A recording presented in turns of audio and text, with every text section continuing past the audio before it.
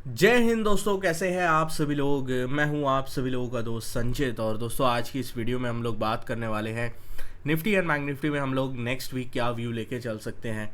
Global markets में जो एक एक्सट्रीम वॉलेटाइल ट्रेडिंग सेशन रहा फ्राइडे का इन यूरोप, और उसके बाद अमेरिका में इतना साइडवेज सेशन क्यों रहा, उसके पीछे की थ्योरी समझते हैं।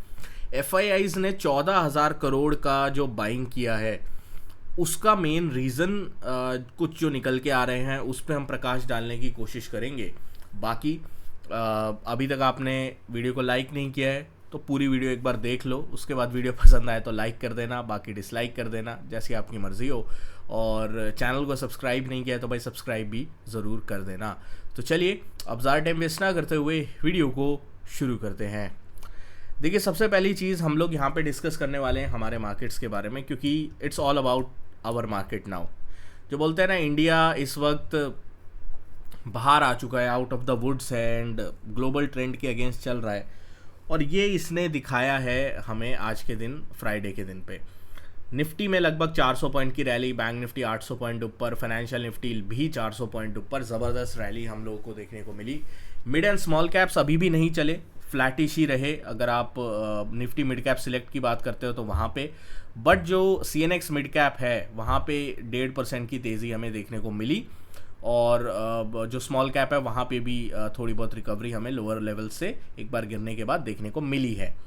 अच्छी रैली जा रही थी, वन साइडेड रैली चल रही थी। देन 25,800 के लेवल पे एक बहुत ही शार्प और सडन फॉल आया। एंड इस पे अगर आप खबर खोजने जाएंगे तो आपको कहीं पे कोई खबर नहीं मिलेगी। आप देखोगे कोई इंटरनेशनल न्यूज़ नहीं थी, कोई ग्लोबल मार्केट में कुछ ऐसा कोलैप्स नहीं था इस टाइम के आसपास। आई थिंक जो मेन रीज़न था, एक तो ऑपरेटर गेम, जो मैं हमेशा बोलता हूँ, एक्सपायरी वाला दिन था, सेंसेक्स की एक्सपायरी थी।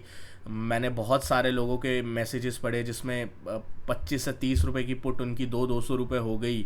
जो ऑप्शन सेलर्स थे उनके फंसाने की काफ़ी ज़्यादा कोशिश करी गई।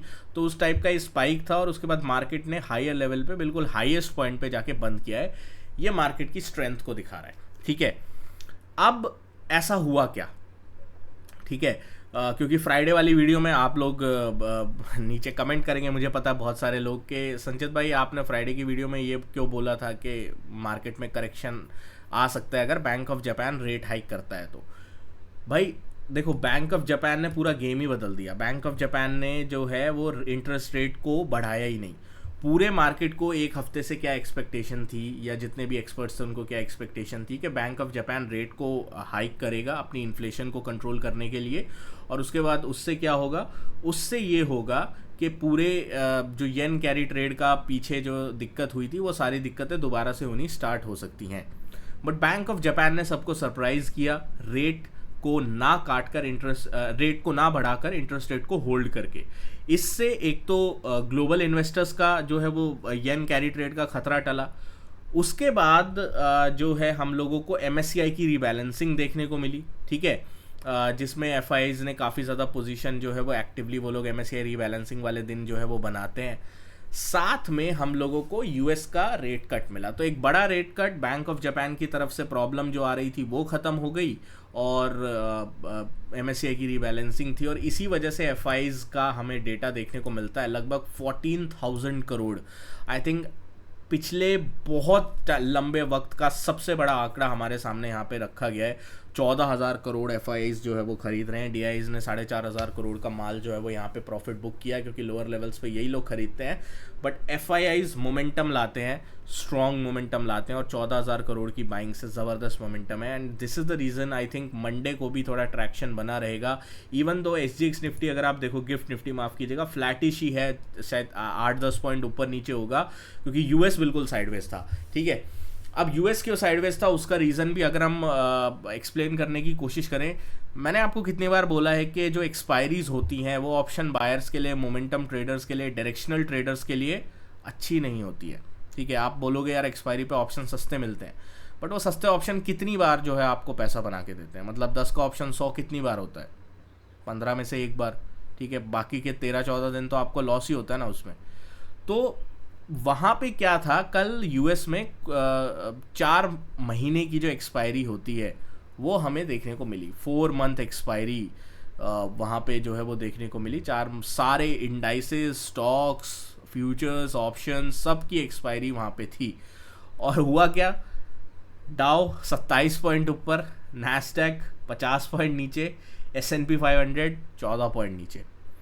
और ये अगर आप उनका चार्ट भी देख लो on a Friday basis, just look at the lack of volatility. क्या यही सब हम रोज़ होते हुए यहाँ पे नहीं देखते क्या? क्या यही सब हम लोग जो है वो रोज़ हमारे बाज़ार में होता हुआ नहीं देखते क्या? अपार्ट फ्रॉम फ्यू डेज जहाँ पे ऑप्शन राइटर्स ट्रैप होते हैं, ये चीज़ हमारे यहाँ इसी वजह से होती है क्योंकि रोज़ एक्सपायरी है। एंड आई थिंक एक्सपायरी जितनी कम होंगी, आगे चलते चलते मूवमेंट उतना ज़्यादा स्मूथ होगा। इस तरीके के मूवमेंट जैसा हमें फ्राइडे को मिला ज़्यादा मिलेंगे। हाँ, ऑप्शन के रेट्स हाई होंगे, हाँ थोड़ी डिफ़िकल्टी होगी, कॉस्ट ऑफ जो इन्वेस्टिंग वो बढ़ेगी, बट एटलीस्ट परसेंटेज वाइज थोड़ा प्रॉफिटेबिलिटी में इंक्रीज हो सकता है। ठीक है, ये रही उसकी बात। बाकी अपडेट्स के लिए आप टेलीग्राम ग्रुप ज्वाइन कर सकते हैं, डिस्क्रिप्शन में लिंक है। 96,000 के आसपास मेंबर्स हैं। आप लोग का बहुत ज़्यादा प्यार एंड सपोर्ट मिल रहा है। You can always join with the link in the description. अब मंडे को क्या करना है, सबसे बड़ा सवाल। 15 मिनट टाइम फ्रेम हम लगाते हैं, ठीक है, ऑल टाइम हाइज के आप आसपास हो। सबसे पहले हम लोग CPR हटाएंगे, ठीक है, CPR इंट्राडे के लिए काम आता है। हम जाएंगे वीकली टाइम फ्रेम पे। वीकली टाइम फ्रेम पे अगर आप देखो तो 2 वीक से ज़बरदस्त कैंडल, बुलिश कैंडल्स जो हैं वो बन रही हैं। तो अब हमें क्या करना है, हमारे लिए इस अगले वीक में जो मेन इंपॉर्टेंट लेवल है वो है इस कैंडल का 50%, 40 से 50%, दैट इज़ 25,600 का लेवल, जो लेवल हमने कल के दिन ब्रेकआउट किया था। इसके बाद अच्छी खासी रैली हमें देखने को मिली थी। 25,600 का लेवल जब तक मार्केट होल्ड कर रहा है, आई डोंट सी कि ज़्यादा चिंता की बात है। अगर आपको 25,600 के ऊपर ये बाज़ार जब तक स्टेबल होता हुआ दिख रहा है, तब तक ये बाय ऑन डिप्स ही रहेगा। 25,600 के नीचे अगर ये जाता है तो that would be the first sign कि यहाँ पे वीकनेस आ सकती है, ठीक है। और हायर लेवल अगर आपको कोई मार्क करके रखना है वो होगा हमारा लगभग 25,860, 25,865। इस लेवल के ऊपर अगर निफ्टी निकलता है तो हम लोगों को एक बहुत अच्छा ब्रेकआउट जो है वो फर्दर देखने को मिल सकता है, जो आपको 26,000 बहुत आसानी से कैजुअली ले आएगा। क्योंकि अब तो भाई बैंक निफ्टी जो है वो, जब जो लोग पुराने टाइम से हैं, शुरू में जब कोविड क्रैश के बाद बैंक निफ्टी इस लेवल पे ट्रेड किया करता था, आज निफ्टी ट्रेड कर रहा है, तो थिंग्स हैव चेंज ड्रास्टिकली। तो ये चीज़ हम लोग को डेफिनेटली सामने देखने को मिल रही है। तो 25,860 अगर इसके ऊपर निकलता है तो 26,000 तक की रैली पॉसिबल है। निफ्टी बैंक में हम लोगों ने डिस्कस किया था कि निफ्टी बैंक जब तक 53,300 के ऊपर है तब तक बाय ऑन डिप्स ही रहेगा। फ्राइडे के सेशन में 53,300 का ब्रेकआउट हुआ था, ठीक है, उसके बाद नीचे आया और यहाँ पे सस्टेन करके एक बहुत शानदार क्लोजिंग दी। एंड में प्रोविजनल क्लोजिंग भले ही थोड़ी नीचे हुई हो, लगभग 800 के आसपास, बट ओवरऑल 54,000 इसने फ्राइडे के सेशन में एक बार के लिए टच कर दिया है। अब ये क्या कर सकता है, देखो इसके लिए जो अब इम्पॉर्टेंट लेवल है ना, वो ये वाला स्विंग है। ये वाला स्विंग है 53,600, 625। जब तक ये 53,600, 625 के ऊपर है तब तक I don't see a reason कि बैंक निफ्टी और फर्दर कंटिन्यू क्यों नहीं कर सकता। 53,600, 625 के ऊपर बैंक निफ्टी अगर रहता है तो हम लोगों को एक अच्छा खासा मोमेंटम जो है वो देखने को मिल सकता है, जिसका अगला टारगेट होगा हमारा लगभग 54,250 का। तो 54,250 तक की जगह जो है वो दिखाई देती है। 54,250 के ऊपर अगर बैंक निफ्टी निकलता है तो बहुत बड़ा मोमेंटम और फर्दर जो है वो एनहांस हो सकता है। बट ये लेवल्स आपको ध्यान में रखने हैं for intraday vices on Monday, ठीक है। निफ्टी फाइनेंस की बात कर लेता हूँ।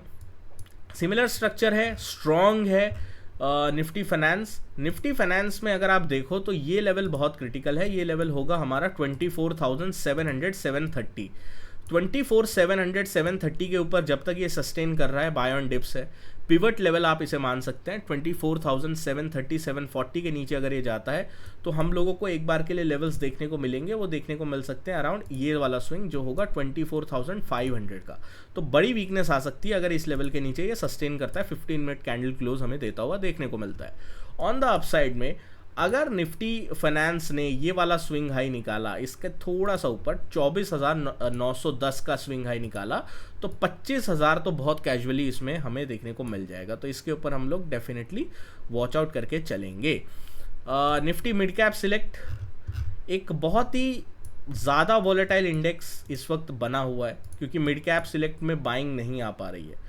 तो चार्ट को हम लोग थोड़ा 15 मिनट टाइम फ्रेम में करते हैं, तो एक चीज़ हमें क्लियर दिखाई दे रही है, काइंड ऑफ पैटर्न हमें बनता हुआ दिखाई दे रहा है। एक यहाँ पे ट्रेंड लाइन हम ड्रॉ कर सकते हैं, ठीक है, और एक यहाँ पे ट्रेंड लाइन ड्रॉ कर सकते हैं। तो एक ट्राइंगल पैटर्न बनता हुआ दिखाई दे रहा है हमें, और इस ट्राइंगल पैटर्न का हाईएस्ट पॉइंट जो निकलेगा वो निकलेगा 13,150 160। अगर 13,150 160 के लेवल को ब्रेकआउट देता है निफ्टी मिड कैप सिलेक्ट, तो इसमें भी एक अच्छी रैली बन सकती है। बट दिक्कत कहाँ पे आएगी? दिक्कत आएगी अगर डाउनसाइड में ये ब्रेकडाउन हो जाता है। डाउनसाइड में अगर 13,010 का लेवल ब्रेकडाउन हो जाता है, तो हम लोग को एक डाउनसाइड का कैजुअल मूव भी देखने को मिल सकता है। तो इस लेवल के ऊपर हम लोग डेफिनेटली वॉच आउट करेंगे। इन लेवल्स के ऊपर या नीचे अगर कहीं भी हमें निफ्टी मिड कैप सिलेक्ट देखने को मिले, तो हम लोग एक ट्रेड जो है वो प्लान कर सकते हैं आइदर साइड का। दोस्तों आशा करता हूँ वीडियो पसंद आई होगी। वीडियो पसंद आए तो वीडियो को लाइक कीजिएगा। मिलता हूँ आपसे अगली वीडियो में। Thank you so much for watching guys. जय हिंद, वंदे मातरम।